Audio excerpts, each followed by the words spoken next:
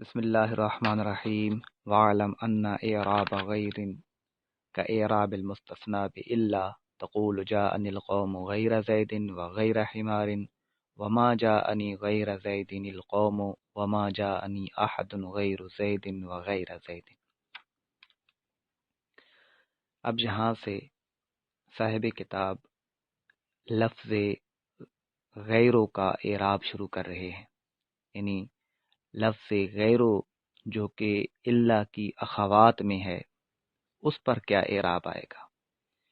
پہلے مستثنی کے اعراب کی اقسام کو بتلایا، اب الا کی اخوات میں سے لفظ غیروں کے اعراب کو بتلا رہے ہیں، اور صرف غیروں کا ہی اعراب بتائیں گے، باقی حروف کا اعراب نہیں بتائیں گے۔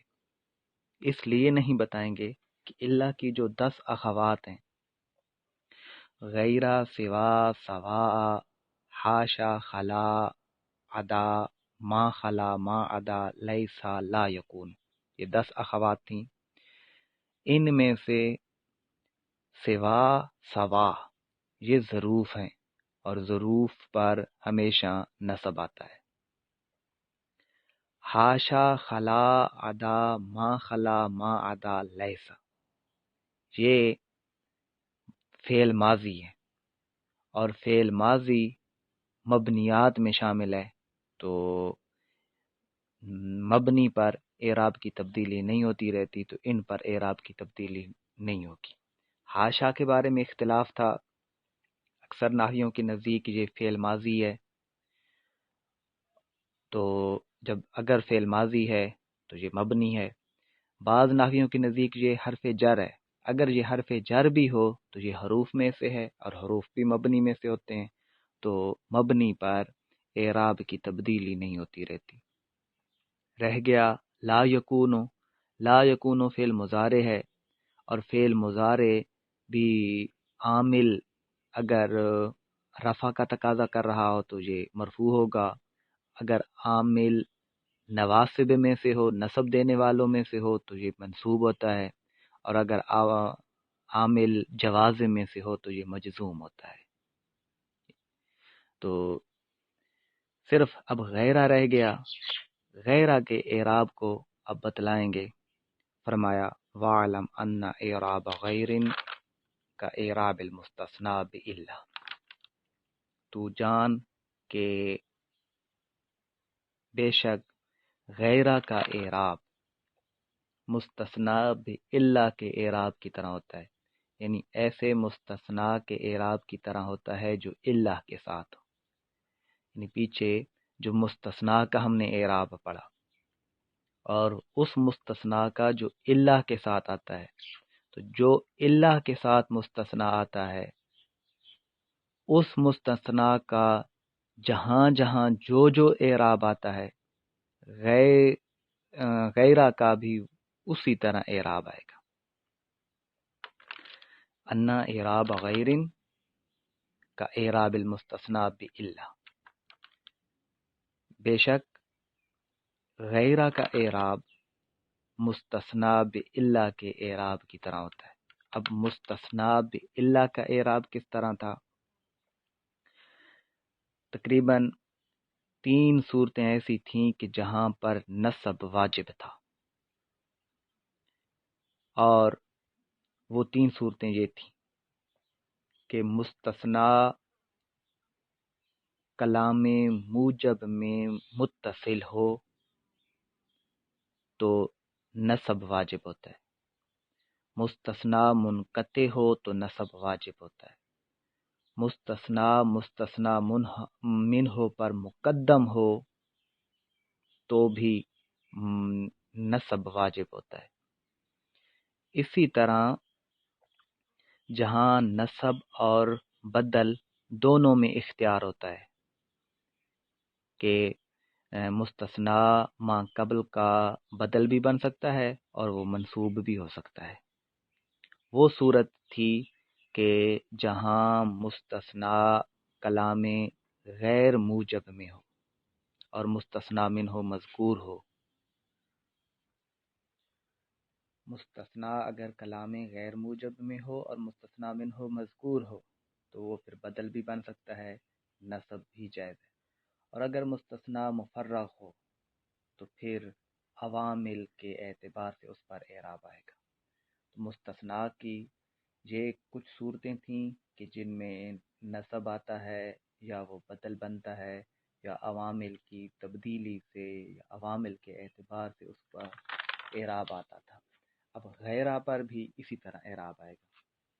اب صورتیں تو انہوں نے نہیں بتلائیں، لیکن صاحب کتاب نے صرف مثالیں دے دی ہیں، اس لیے کہ مستثنا کی پیچھے جو صورتیں ہیں وہ بیان کر دی تھی۔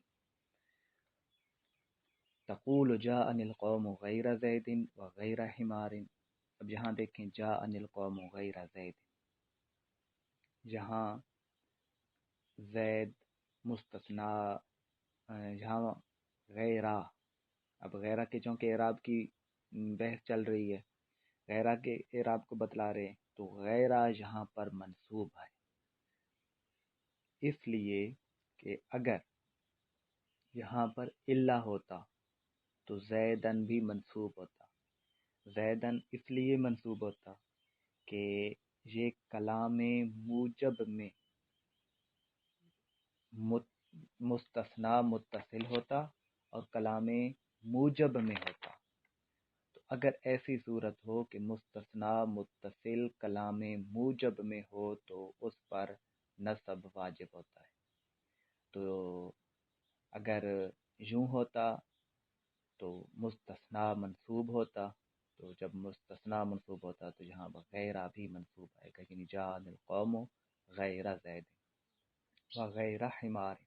اب یہ دوسری صورت بتائی کہ اگر مستثنا منقطع ہو تو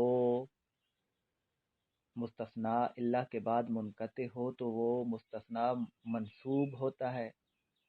یہاں بھی وہی صورت ہے کہ جاءنی القوم غیر حمار میں اگر غیرہ نہ ہوتا الا ہوتا تو حمارن آتا، کیونکہ یہ مستثنا منقطع ہے اور مستثنا منقطع کا اعراب نصب کے ساتھ ہوتا ہے، نصب اس میں واجب ہوتا ہے، تو یہاں غیرہ منصوب آئے گا۔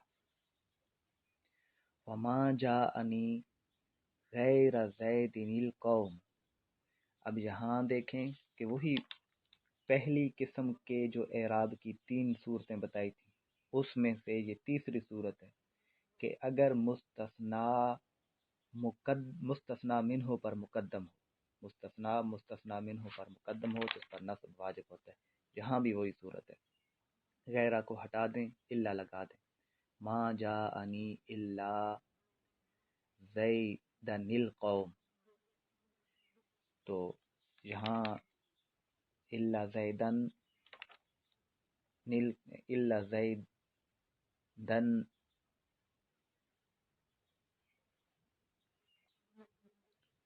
ما جاءنی الا زیدن القوم، تو یہاں یہ صورت بن رہی ہے کہ مستثنا منہ پر مقدم ہے، اور اگر مستثنا منہ پر مقدم ہو تو مستثنا پر نصب واجب ہوتا ہے۔ تو جب مستثنا پر نصب واجب ہوتا ہے تو وہی اعراب غیرہ پر آ جائے گا، تو یہاں ما جاءنی غیر زید القوم پڑھا جائے گا۔ اور چونکہ غیرہ ما بعد کے لیے مضاف بن رہا ہوتا ہے تو ما بعد یعنی اپنے بعد والا وہ پھر غیرہ چونکہ مضاف ہوتا ہے تو وہ مجرور ہوتا ہے، اس پر جر آ جاتی ہے۔ جیسے اوپر بھی آپ نے دیکھا کہ جاء القوم غیر زیدن غیر حمارن، یہ مجرور زیدن اور حمارن مجرور اس لیے تھے کہ غیرہ ما بعد کے لیے مضاف بنتا ہے۔ وما جاءنی احد غیر زید، اب یہاں پر دیکھیں کہ یہ کلام غیر موجب ہے اور مستثنا منہ مذکور ہے۔ اگر کلام غیر موجب میں مستثنا من ہو مذکور ہو تو مستثنا کی یہ دوسری قسم تھی اور اس میں بدل اور نصب دونوں جائز تھے۔ تو یہاں غیر رو بھی پڑھا جائے گا، غیر را بھی پڑھا جائے گا۔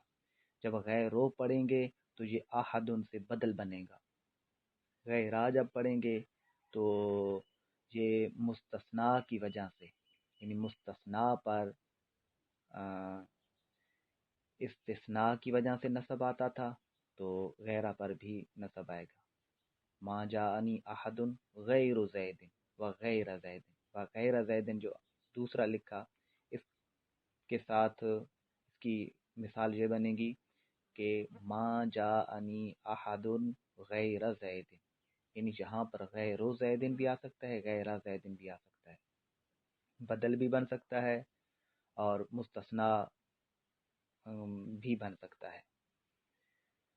وما جاءنی غیر زید وما رأیت غیر زید وما مررت بغیر زید۔ اب یہاں جو ہے وہ جو تیسری قسم پڑی تھی مستثنا کی کہ مستثنا مفرغ ہو، اور مستثنا مفرغ کلام غیر موجب میں ہو، مستثنا مفرغ ہو اور کلام غیر موجب میں ہو اور مستثنا من ہو مذکور نہ ہو، تو مستثنا پر اعراب جو آئے گا وہ عوامل کے اعتبار سے آئے گا۔ تو یہاں غیرہ پر بھی اعراب عوامل کے اعتبار سے آئے گا۔ کیوں؟ کیونکہ یہاں پر غیرہ کلام غیر موجب میں واقع ہے اور مستثنا من ہو مذکور نہیں ہے۔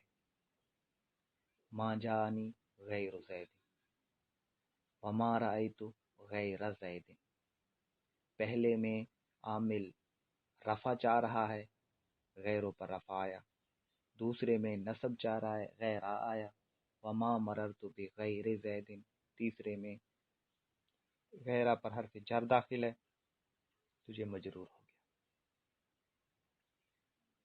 تو بہرحال یہ غیرہ کے اعراب کی صورتیں ہیں، وہی صورتیں ہیں جو مستثنا باللہ کی صورتیں ہیں کہ جہاں مستثنا منصوب ہونا چاہیے، مستثنا باللہ منصوب ہونا چاہیے، وہاں غیرہ بھی منصوب ہوگا، اور جہاں مستثنا باللہ بدل بن رہا ہوگا غیرہ بھی وہیں بدل بن رہا ہوگا، اور جہاں مستثنا باللہ عوامل کے اعتبار سے آئے گا وہیں غیرہ بھی عوامل کے اعتبار سے اعراب کو قبول کرے گا۔